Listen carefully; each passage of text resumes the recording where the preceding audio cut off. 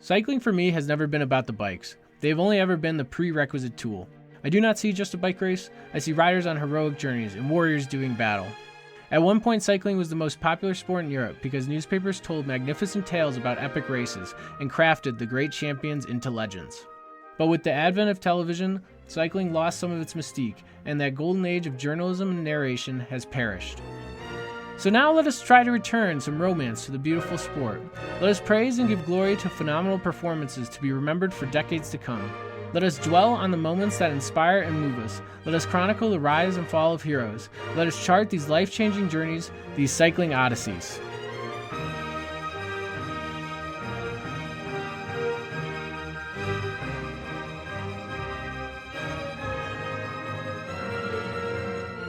All right, welcome back to another episode of Cycling Odysseys. I'm your host, Patrick Santino. Today we are doing stage 18 from the 2020 Tour de France Rewind. It was a good stage. It should become clear. Well, no, I guess I don't reveal it right away. Anyways, take a guess what happens. I'll reveal it at the end, obviously. With the whole stage. Yeah, let's just jump into it before I just spoil something.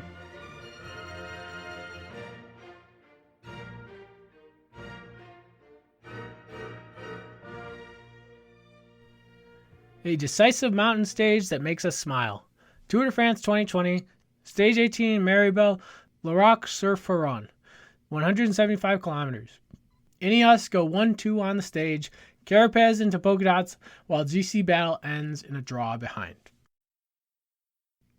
Ladies and gentlemen of the jury, I begin today by presenting my case for the King of the Mountains competition.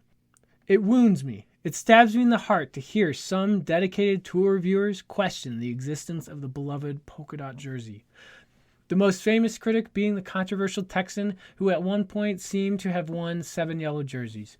Do these critics not remember the first days they were exposed to the Tour de France so long ago?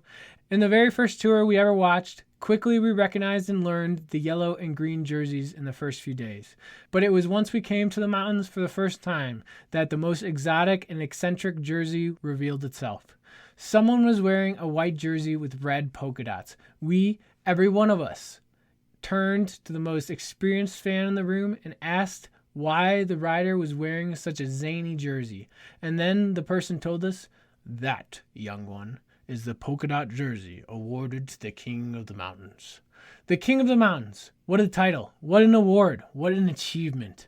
We all thought for at least a time, who would want to wear yellow when you could be in the beloved polka dots and be King of the Mountains? Historically, some riders have thought just that. Such legends as Federico Behamontes, the Eagle of Toledo, and Lucien Van Impe, each won 6 polka dot jerseys and only 1 yellow.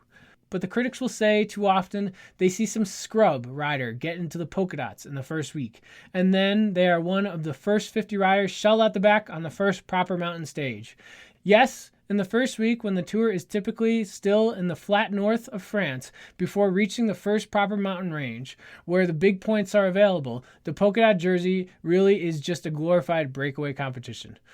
Oh, but on that first mountain stage, these polka dot hopefuls come out to play. And each year, one establishes himself, going into the mountainous breakaway to be the first over all the high passes. Below and behind, the GC riders would be gearing up for battle, but ahead leading those mountain stages would be the polka dot jersey, climbing and sprinting for the King of the Mountains points, or riding away solo in an electric summit finish win in the most fitting jersey to the cheers of the crowd. Ole, ole, how beautiful is his climbing. Yes, yes, the King of the Mountains is he. In recent years, it has been won by top climbers or out-of-competition GC riders entering the breakaways as their best hope of stage victory. And then by the third week, they aggressively seek out every giant of the Pyrenees or Alps to take maximum points and lock up the polka dots. The points distribution can seem strange, and sometimes a top climber does not take over the jersey until the end of the final mountain range. But since 2013, look at the names of the prestigious winners. Nairo Quintana, now of Arkea Samsic. Rafael Majka, now of Bora Hansgrohe. Chris Froome of Ineos Grenadiers. Majka again. Warren Barguil, now of Arkea Samsic. Julian Alaphilippe of Deceuninck Quickstep. And Romain Bardet of AG2R. Is the King of the Mountains always the best climber in the race? No, but they are close, and surely all the dedicated viewers can acknowledge the title is rightfully theirs. All, besides perhaps the Maillot Jaune, must pay tolls to this king's roads, which go to the high passes or the most beautiful vantages in all of France. My final piece of evidence, men and women of the jury, is today's stage. Yesterday evening, young Tadej Pogačar of UAE, lying second overall on GC, had taken over the polka dots thanks to his inadvertent high tally of points from the first 2 weeks of high placings over crucial summits combined with his deliberate high placings on yesterday's 2 massive beyond category climbs, where the most points are available. The final beyond category climb of the summit of the Luz awarded double points, and thus he, Primož Roglič of Jumbo-Visma, and Superman Lopez of Astana had all shot into the top 3 on the competition.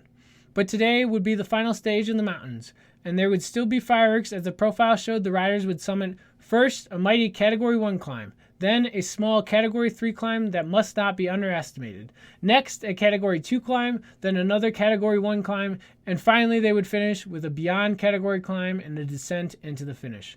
Some will say stage profiles such as these look like shark's teeth, sharp, jagged lines up and down, up and down. With such scoring opportunities today, an aspiring climber would need to be in the break to take maximum points on these summits. Who were the biggest KOM threats that entered the breakaway today? For the 3rd day in a row, Richard Carapaz of Ineos Grenadiers got himself into the breakaway, as well as the revelation of the Tour, baby Spartacus Mark Hirschi of Sunweb.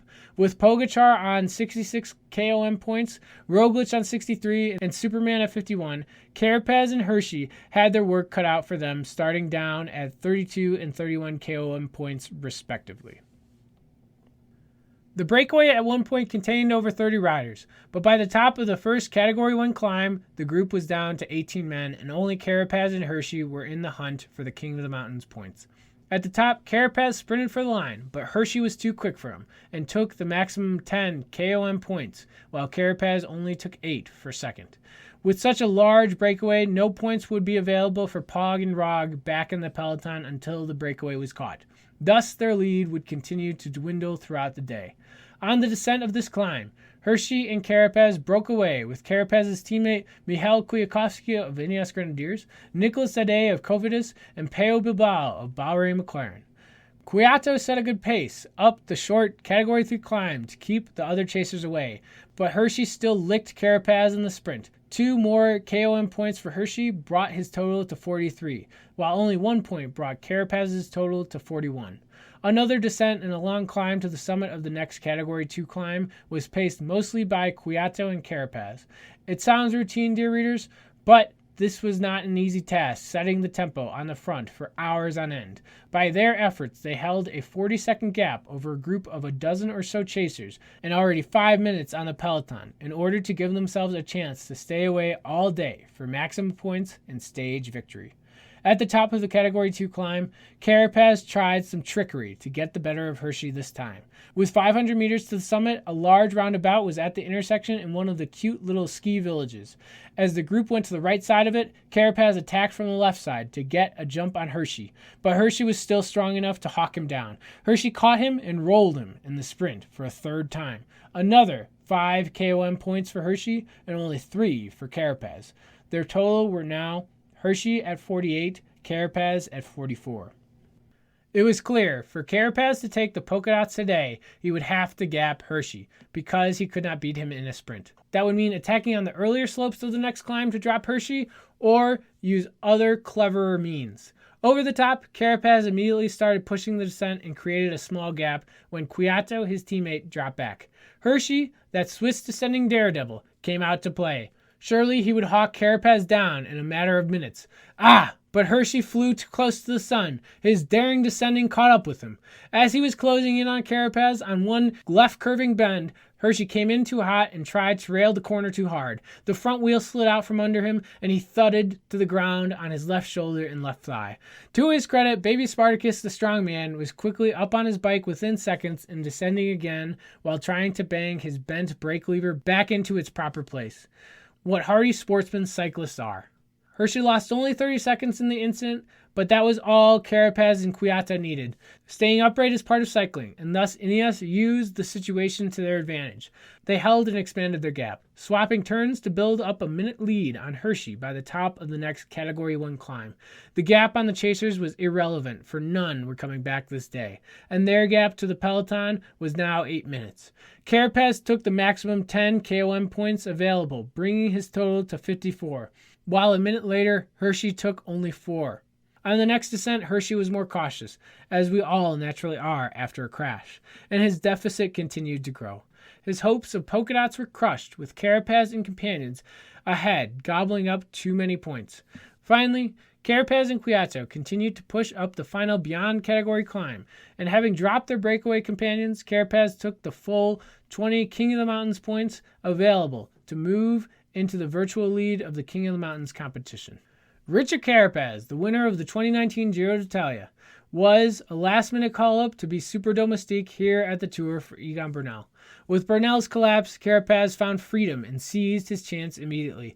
3 days in a row in the breakaway. Steel legs he must have.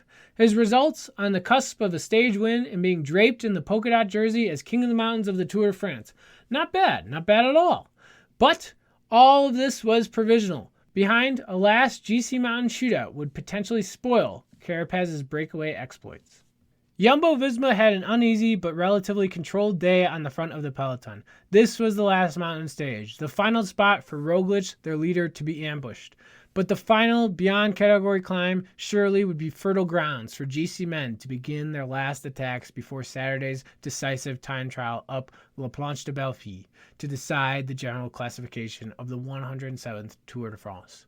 Who set off the fireworks? Mikel Landa and his Bahrain McLaren team, unawarded heroes of yesterday's stage. On the lower slopes, teammate Wout Poels paced him out of the Jumbo-controlled peloton.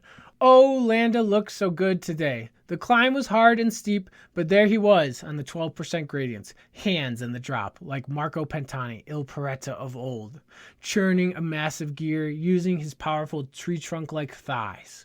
On such steep grades, it seemed every powerful revolution increased his gap by another second. Right and left, he passed the floundering and wilted chasers, who had started the day in the same break as the leading Ineos duo. They all looked to be going backwards as Landa flew by them. Behind, his attack put Rigobert Uran of EF and Adam Yates of Mitchelton Scott in jeopardy. Spit out the back, potentially losing their top 10 places on GC. It was not Roglic or Pogačar who chased Landa down. As always happens in the final of a Grand Tour, it was the riders placed just ahead of him on GC. Thus, young Enric Mas of Movistar came to the front to lead the pursuit. It took the whole length of the climb, but by the top, the GC favorites recaptured Landa.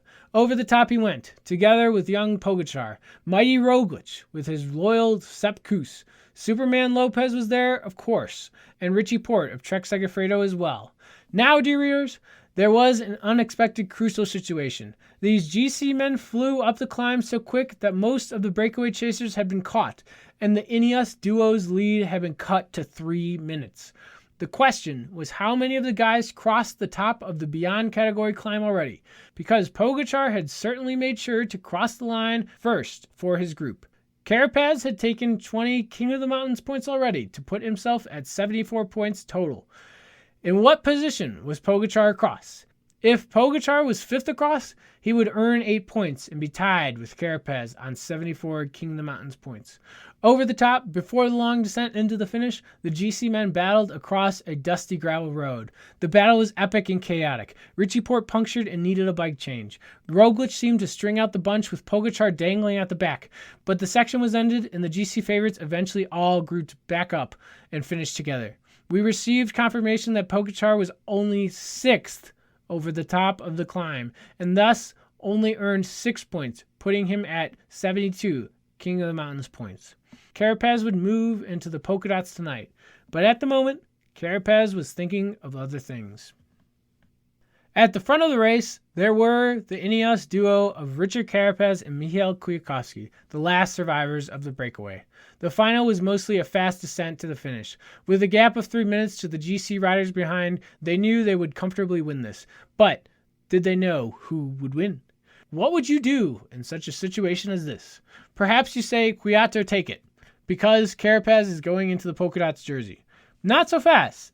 Though this is the last mountain stage of the tour, Saturday's time trial still has a massive Category 1 climb and is worth large amounts of King of the Mountains points. Carapaz has not yet sealed the KOM jersey for this tour.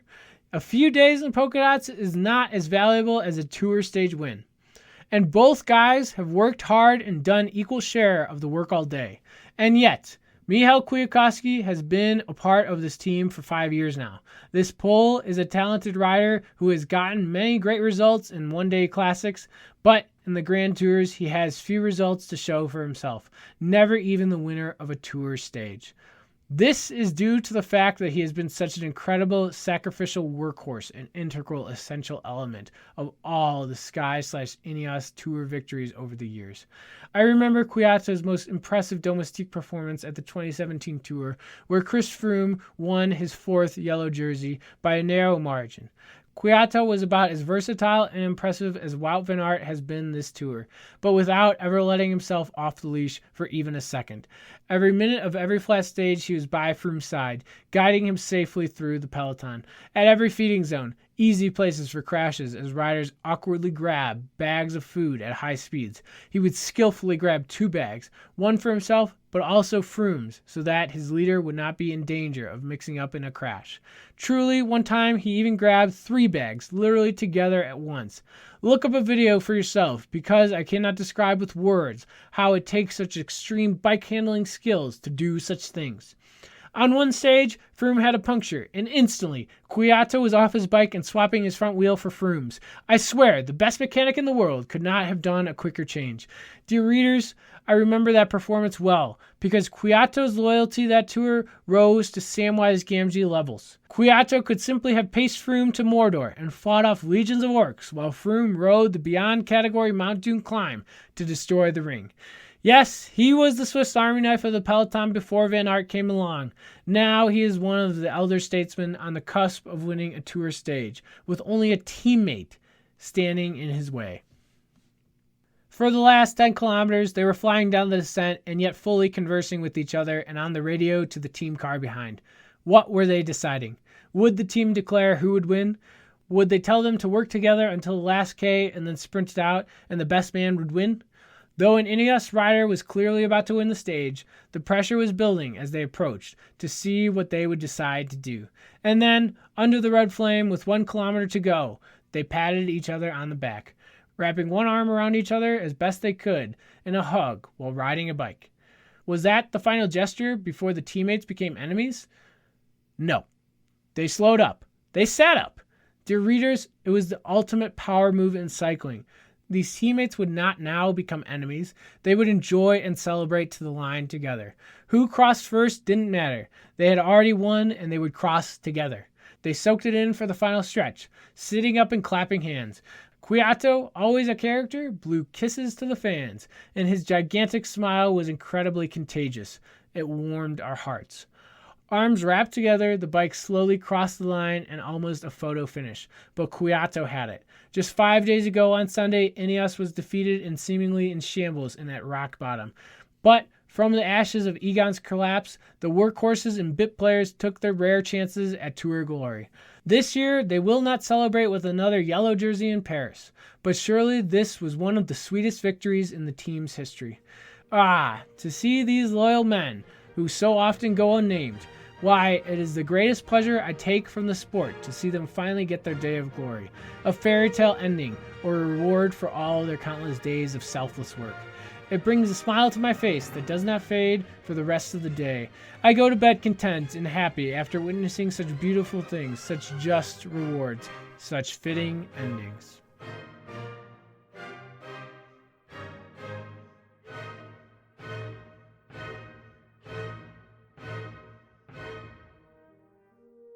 All right, so that was the stage. Ineos, that was their...